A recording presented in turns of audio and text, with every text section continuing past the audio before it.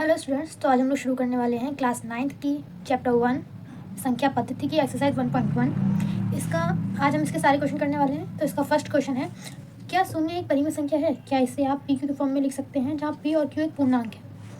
तो इसका हल शुरू करते हैं हम कि हाँ, शून्य एक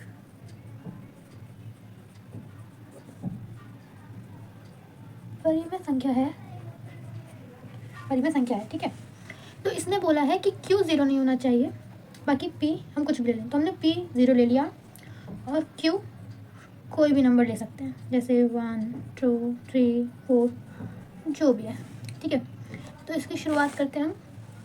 पी हमने 0 लिया हुआ है, तो 0 क्यू हम 0 नहीं ले सकते, बाकी कुछ भी ले सकते हैं, तो हम 1 ले लेंगे। तो इसका आंसर आएगा हमारा 0। एक और एग्जाम्पल लिखते हैं, पी 0 क्यू हम 2 ले लेते हैं, तो इसका आंसर भी आएगा 0। और जिसे हम पी और क्यू के फॉर्म में लिख सकते हैं वो परिमेय संख्या होती है। तो हमारा इसका आंसर हो जाएगा ये स्टेटमेंट वाइज। तो इसका सेकंड क्वेश्चन है, 3 और 4 के बीच में 6 परिमेय संख्या ज्ञात करनी है। तो इसका हल शुरू करते हैं। इस क्वेश्चन में क्या करना होता है, जितनी हमें परिमेय संख्या ज्ञात करनी होती हैं उसमें एक का प्लस कर दिया जाता है और फिर उसका एक प्लस कर दिया जाता है, फिर उसे मल्टीप्लाई कर देते हैं। तो इसमें 6 परिमेय संख्या निकालनी है, तो 6 1 प्लस करेंगे हमारा 7 आ जाएगा। 3 और 4 में हम 7 को मल्टीप्लाई कर देंगे दोनों तरफ, जैसे 3 × 7/7। तो हमारा इसका आंसर क्या आएगा, 21/7। ठीक है, और ऐसे हम 4 के साथ भी करेंगे, 4 का मल्टीप्लाई कर देंगे हम दोनों तरफ, 7/7। तो इसका आंसर क्या आ जाएगा हमारा 28/7। तो हमारे दोनों तरफ में ये आंसर आए।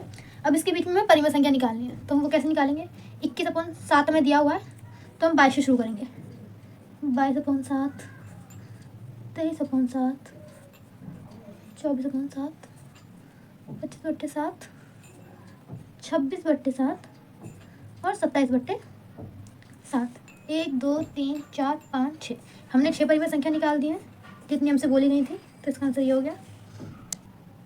अब हमारा तीसरा क्वेश्चन क्या कहता है, 3/5 और 4/5 के बीच में 5 परिमेय संख्या निकालनी है। ये हमारे सेकंड क्वेश्चन जैसा है।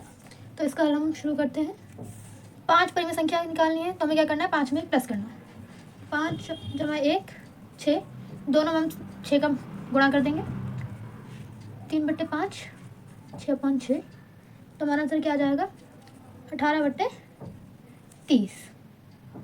ऐसे ही हम 4/5 को 6 × 6 कर देंगे, तो हमारा इसका आंसर आ जाएगा 24/30।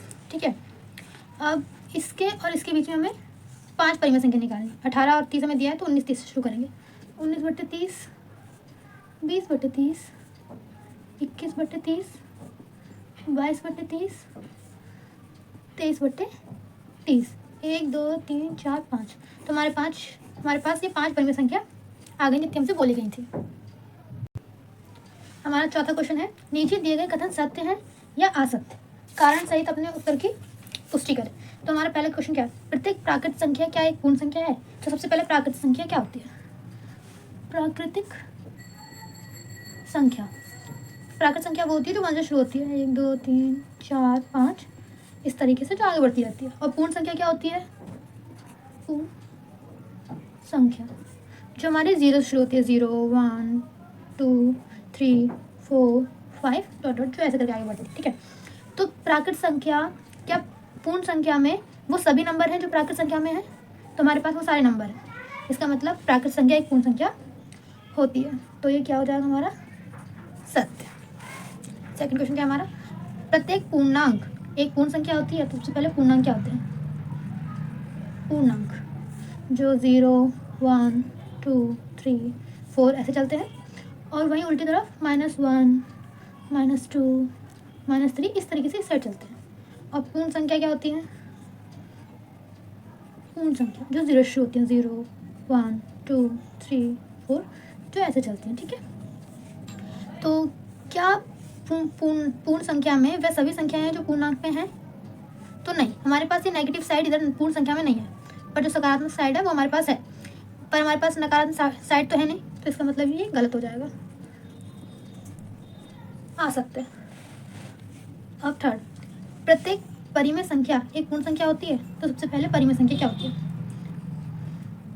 परिमेय संख्या, परिमेय संख्या वो होती है जो बट्टे के रूप में होती है, जैसे 4/5 हो गया, 6/5 हो गया, 2/3 हो गया। इस तरीके से जो भी संख्या होती है वो परिमेय संख्या होती है।